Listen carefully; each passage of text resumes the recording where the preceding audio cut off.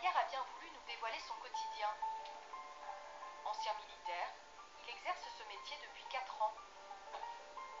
Me voilà, Madame Dernis. Comment allez-vous?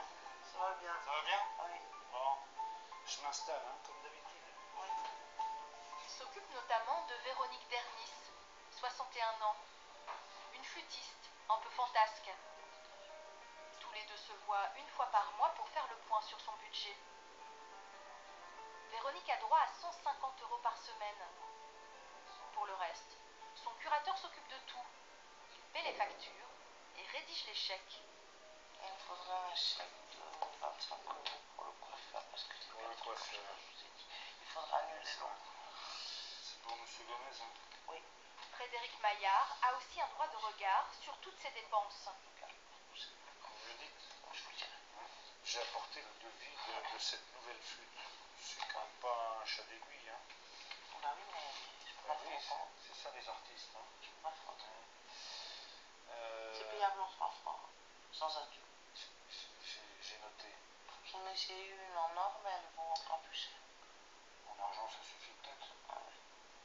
Ça change quelque chose au son? Si, ça change. C'est vrai? Elle vaut combien la flûte à racheter? 10 000 €. C'est une somme quand même. Ah oui. Je vous sens dubitatif là, monsieur Maillard, sur le prix. C'est trop? Non, pas du tout. Voilà, c'est le prix.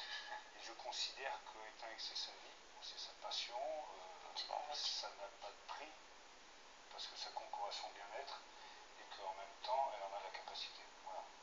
Et donc, je ne vois pas pourquoi je m'opposerai à cette dépense.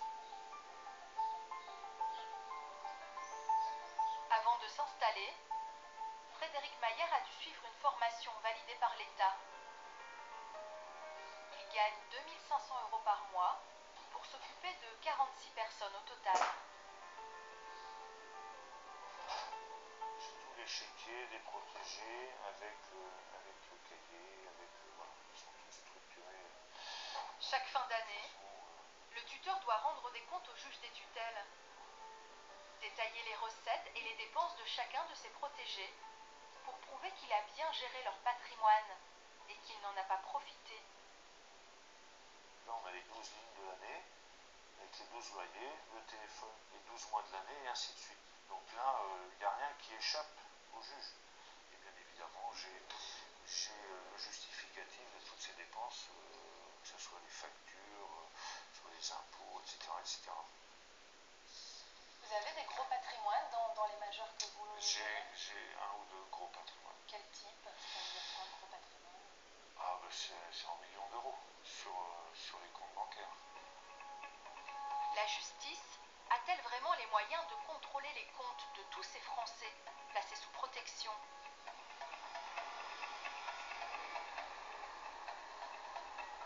Ce jour-là, la cour d'appel de Versailles examine le dossier d'un tuteur indélicat. Rémi Richard, en pardessus noir et cheveux gris. Il est accusé d'avoir détourné pendant près de 4 ans l'argent de ses protégés. Oh, c'est grave, hein. Il aurait fait des dizaines de victimes, des personnes vulnérables, spoliées à hauteur de 194 500 €. Le tuteur a été condamné en première instance pour abus de faiblesse à 2 ans de prison, dont un ferme. Selon l'avocat des parties civiles, il n'a justifié aucune dépense. Il prélevait de l'argent sur les comptes de ses protégés, qu'il versait sur un compte unique pour tous les protégés. Compte qui lui servait aussi à titre personnel pour assumer ses dépenses, des vacances, des versements à ses enfants. Et il n'a pas toute comptabilité. Par exemple, il y a une dame dont la maison a été vendue, parce qu'en fait elle était en maison de retraite. Personne n'a jamais su ce qu'était devenu l'argent. Dans la salle, aucune de ces victimes n'est présente. Les faits remontent aux années 2000.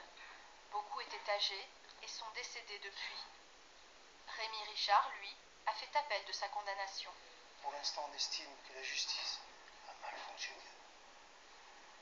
Et elle va peut-être mieux fonctionner ici. Et quand vous voyez la liste des dizaines de parties civiles qui s'estiment trouvées, spoliées, Mais il n'y a pas des dizaines. quand vous étiez censé les protéger,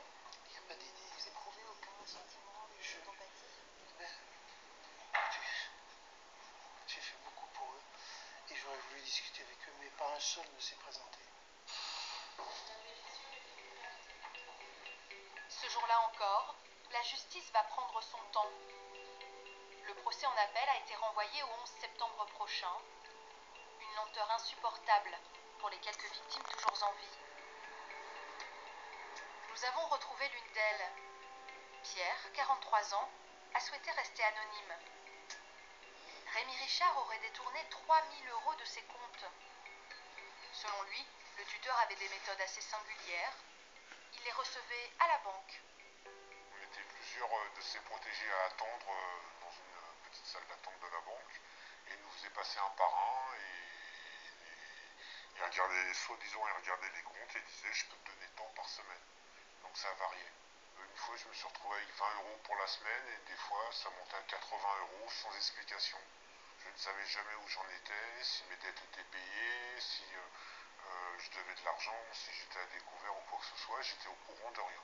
Et le fait qu'il ne vous donne pas ses comptes alors que vous les demandiez, ça vous a pas intrigué, on va dire? Bah si, un petit peu, mais si vous voulez, comme j'étais sous médicaments quand même assez longtemps, on réfléchit pas, puis j'étais quand même assez fragile à cette époque-là, j'ai rien vu venir.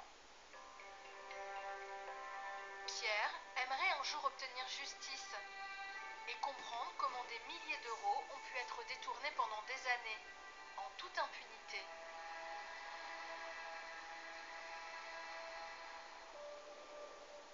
Claude Renaud va nous apporter une partie de la réponse. Cet ancien tuteur est sorti de prison il y a 7 ans.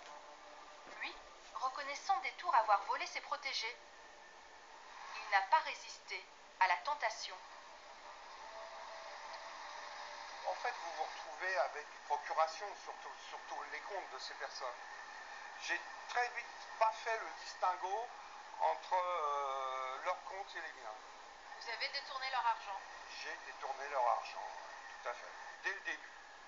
Dès le début, j'ai pioché sur des comptes qui n'étaient pas les miens. Le tuteur a escroqué 500 personnes, toutes vulnérables. Détourné 1 140 000 €.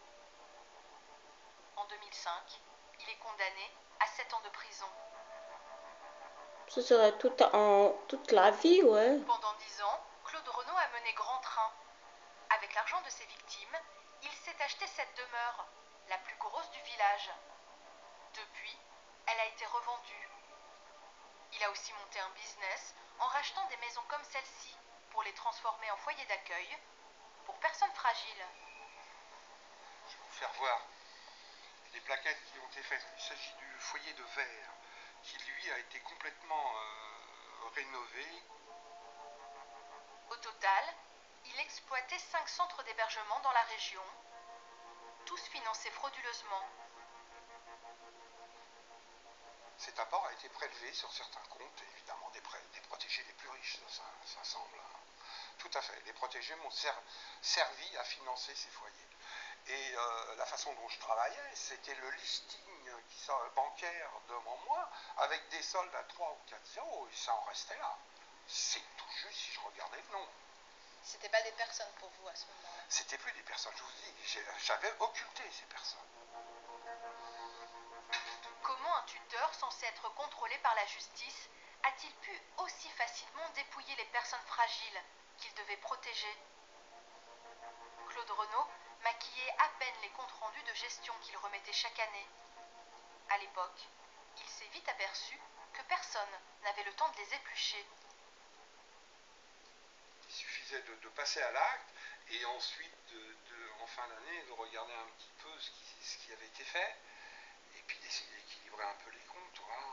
Voilà. Les juges à l'époque étaient complètement débordés, ce qui fait que bien souvent ils ne demandaient pas de justificatif. Et ça passait comme ça. Depuis, la loi a changé. La profession est plus encadrée, les tuteurs doivent être formés. Mais dans les tribunaux, les moyens manquent toujours. Au service des tutelles du juge Helleux, plus de 2000 dossiers s'entassent sur les étagères. Autant de comptes à décortiquer chaque année. Alors on les classe dans dans les dossiers des majors protégés, hein, ils sont dans une chemise particulière. Le contrôle des comptes revient à la greffière en chef du tribunal. Elle est la seule habilitée à accomplir cette tâche colossale.